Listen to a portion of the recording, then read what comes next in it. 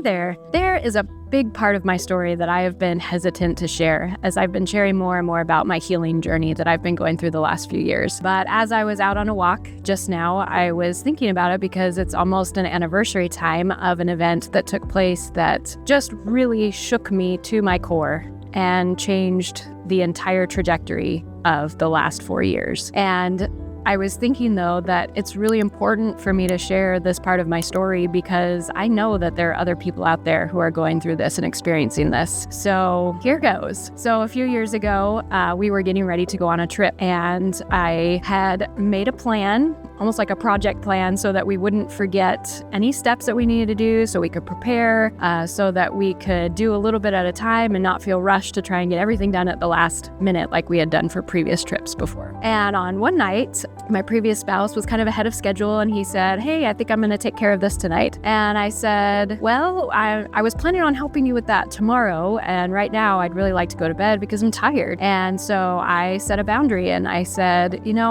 I'm more than happy to help you with that tomorrow, but tonight I really just want to go to bed. So if you want to do this, then you're on your own. And he said, "Okay." And so he did it.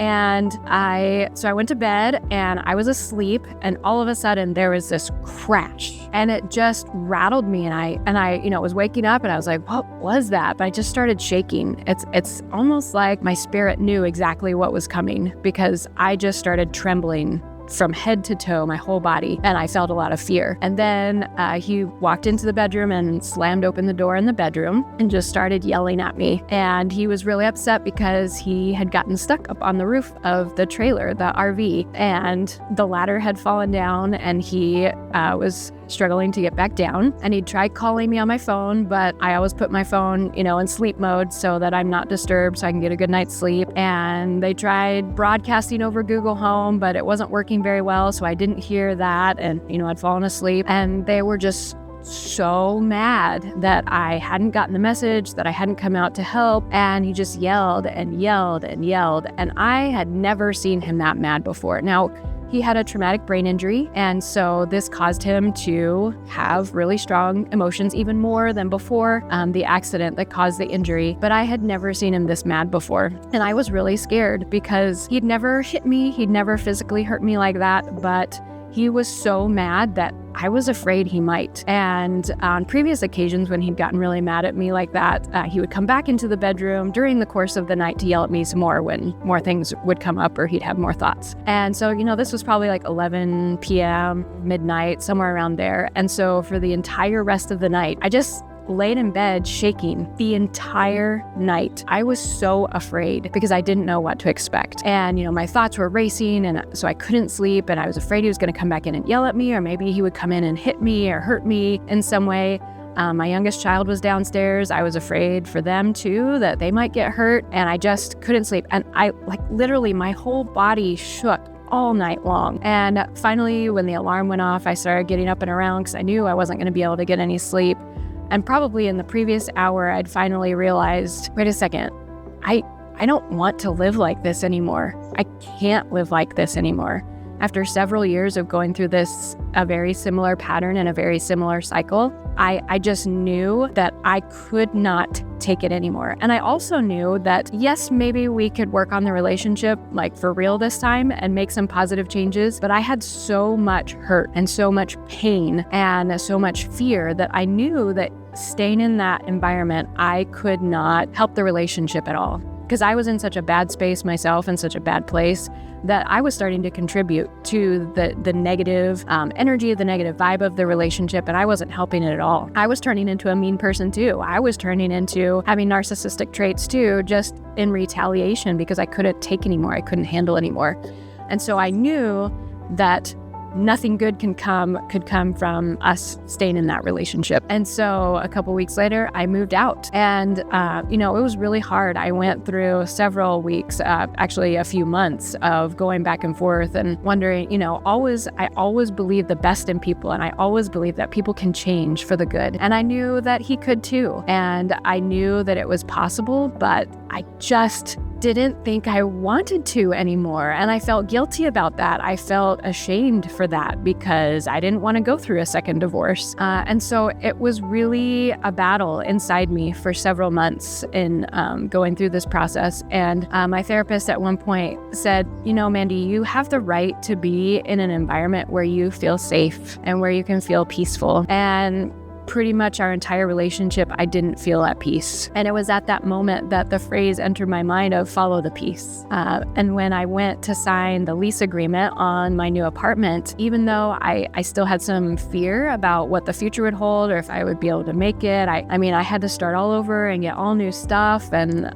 there was a lot of things to be concerned about. I was afraid they would convince me to come back and that I would have to go back into the relationship again to try and make it work. But I felt so much peace inside as I was signing the lease, and I knew that this was the right step. And so that became the phrase that I kind of lived by, and I still do, is follow the peace. But then this morning when I was out on my walk, I suddenly asked myself the question, because this is coming up, this is the anniversary of when that event took place, it kind of precipitated the change in my life. But I asked myself, is there still a part of me inside that is that scared Mandy who's curled up in bed, who's shaking, who's afraid to make a big change, who's afraid to say, enough is enough. I'm tired of living this part of my life this way. And I think there's still a part of me that needs to be healed. And it made me think of all of us too. Is there a part of us that is still, curled up in bed, shaking, afraid to take a really big step that's scary, but that could mean really good and amazing things for us in our life? Because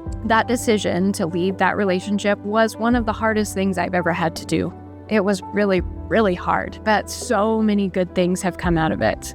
Being married to Jason now is a dream come true, and we've had hard times and we've had struggles we've had to get through, but all of those worse struggles and times that Jason and I have had are better than probably some of the best times I had with my previous two husbands, because of all the change, because of all the growth I went through. And I don't recommend getting divorced 2 times by any means. That's definitely not a path for everybody, but my life is so much better now. And there are still things that I have to work on. I like this part of me that still is hanging on to fear and is afraid to make big changes and afraid to take big steps. And so really by sharing this story, I want you to know that if you're in a difficult relationship, if you're in a really hard space and you're afraid to get out, you're afraid to make that choice, you're afraid to make that decision, it's okay.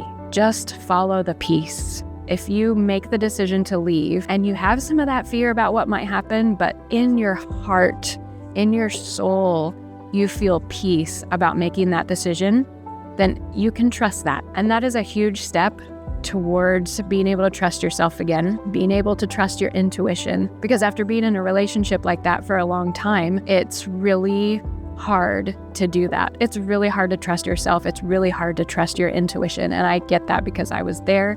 And I've been healing that and working through that for the last 4 years now. But it is possible. And it is so possible to be in a relationship with your best friend who you can work through the hard times and come out of it on the other side better than you were before. It is so possible. And just looking back at how far I've come in 4 years, I was suicidal. I was ready to commit suicide because things were that bad in my relationship, in my life, to today where I'm like thriving and I'm continuously growing and continuously finding new, awesome, amazing parts of life and getting to experience amazing things. And experiencing this healing is life-changing.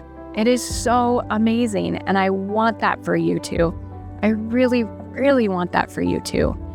And so that's why Jason and I do what we do now. We mentor people. We help people who have been through situations like this. A lot of them, most of them are empaths like we are. And we help them to get out of that, to get out of the spinning in your head, to get into a place where you can trust yourself, trust your intuition, and find joy and find peace and be in an environment where you can feel safe all of the time, no matter what situations come your way. And so if that is something that you would like help with, then reach out to us. Go to our website, emotionsbydesign.me, schedule a consultation call with us, and we are more than happy to work with you. We have so many resources, so many experiences.